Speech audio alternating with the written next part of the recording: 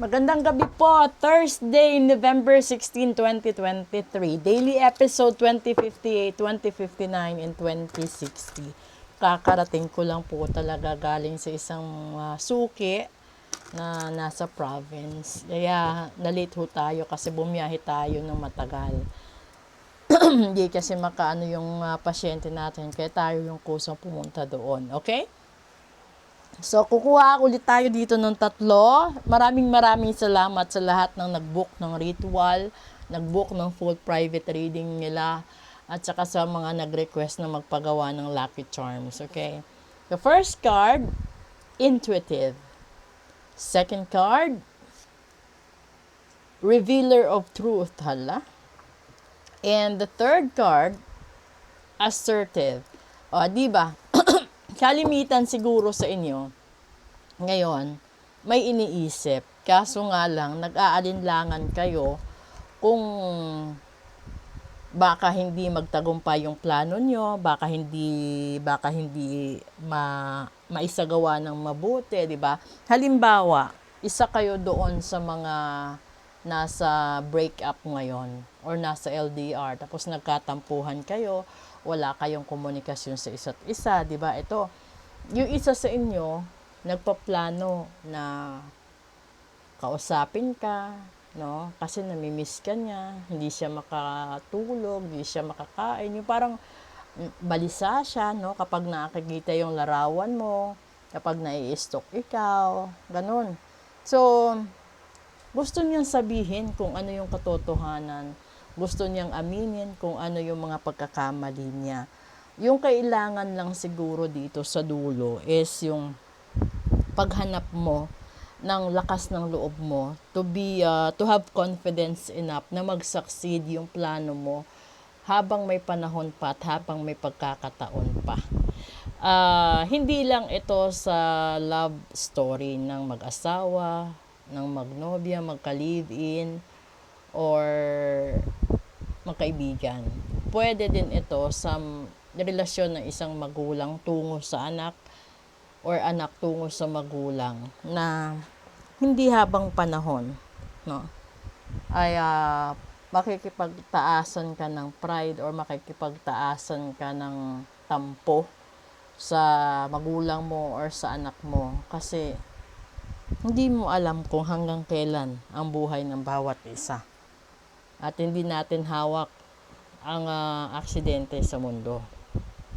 Posible na pagsisisihan mo yung mga araw na may pagkakataon pa kayong mag-usap, may pagkakataon pa kayong magkumustahan, maglambingan, gumawa ng napakagandang memories, and then suddenly hindi na ninyo magawa kasi yung isa wala na, 'di ba? Bumitaw na, wala na sa mundong ibabaw.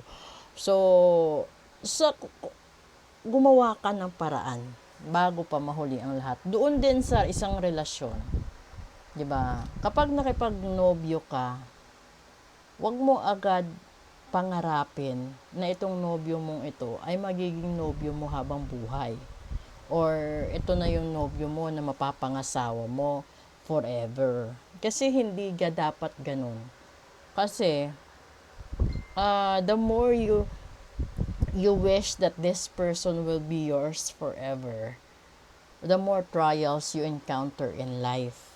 Kasi masyado kang assertive, masyado kang tawag nito. Yung parang nape-pressure ka sa sarili mo na kailangan kong gawin ang lahat para wag siyang mapunta sa iba. Kailangan ko siyang bigyan ng pressure, bigyan ko siya ng obsession, pakitaan mo siya ng mga ganong treatment na hindi mo alam.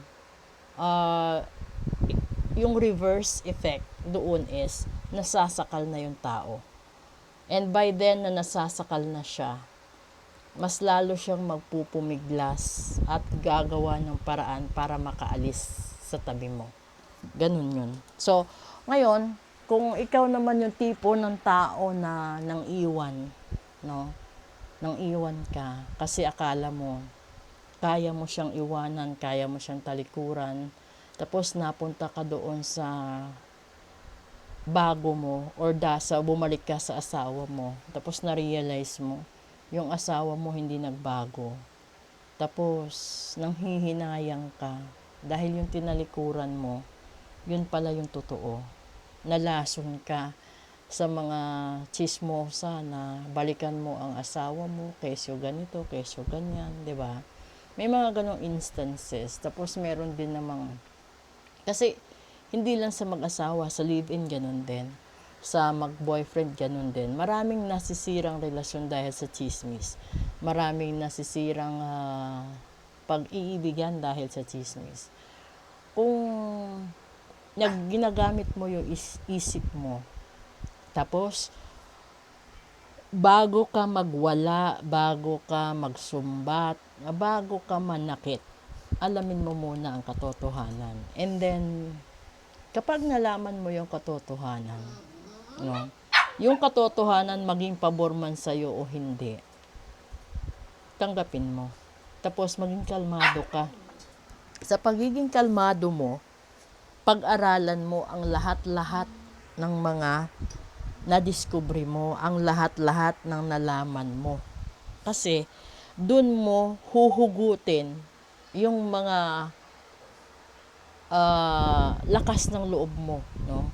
Dun mo malalaman kung may karapatan ba siyang gumawa ng kasalanan? Ikaw ba yung nagkulang?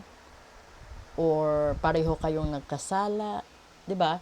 Wag mong gawing panumbat yung sitwasyon na kung ano-ano.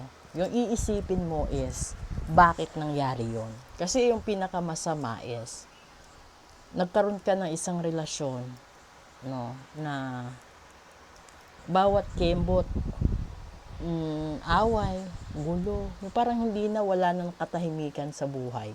So, yun na, no? Kasi hindi na manage ng tama. So, kung yung tiwala ng asawa mo, ng husband mo, ay natunaw, wala na. So, kahit nandyan man yung husband mo or yung wife mo sa tabi mo, pero tunaw na ang lahat, wala na, 'di ba? So, kung may pagkakataon na palayain niyo ang bawat isa, huwag niyo nang pahirapan ang sarili ninyo. Kasi sa bawat sitwasyon, nahihirapan din ang bawat isa, nasasakal din, tapos nadadamay pati mga anak. So, pag-iisipan nyo dapat yan. Huwag kayong maging madamot sa sarili ninyo. Pagbigyan nyo makalaya ang bawat isa. Ganun din yun sa lahat-lahat. Kasi mararamdaman mo kung yung taong yon is your soulmate or not, if that is your twin flame or not. Kasi kapag nalaman mo na hindi siya yung twin flame mo, hindi siya yung soulmate mo, ibig sabihin, paulit-ulit yung problema, ganun pa din. Kasi hindi siya yung nakatadhana para sa'yo. So, sabihin na natin, ikaw yung ikinasal, pero hindi ikaw yung nakatadhana para sa kanya. Huwag kang magalit dahil yun yung nakasulat at nakaguhit sa palad ng bawat isa. So, kung nasa guhit ng palad na maging matandang dalaga ikaw, di ganun. Kung nasa guhit ng palad na maging single mom ikaw, single parent ikaw, ganun yun. So, dapat mong tanggapin. Mahirap, mabigat, masasaktan ka. Pero, sa bandang huli, marirealize mo na mas mabuti pa na nangyari ito habang maaga pa, nalaman mo dahil may panahon ka pa nabawiin or subukan makamtan yung confidence mo, yung wisdom mo, tsaka yung success mo sa sarili. Kasi hindi naman lahat ng success kailangan mo ng karamay May success na kaya mong gawin, kaya mong makamtan kahit nag-iisa ikaw. At yung success na yun is magkaroon ka ng peace of mind, magkaroon ka ng wisdom sa sarili mo na nakakatulog ka ng mahimbing na walang toxic na relasyon sa paligid. If you are lucky, then you will meet your soulmate by the time that you are healed from the past. Letting go is not easy, but sometimes, and most of the time, letting go is the best remedy to avoid toxic life and toxic relationship. Okay? Special episode tayo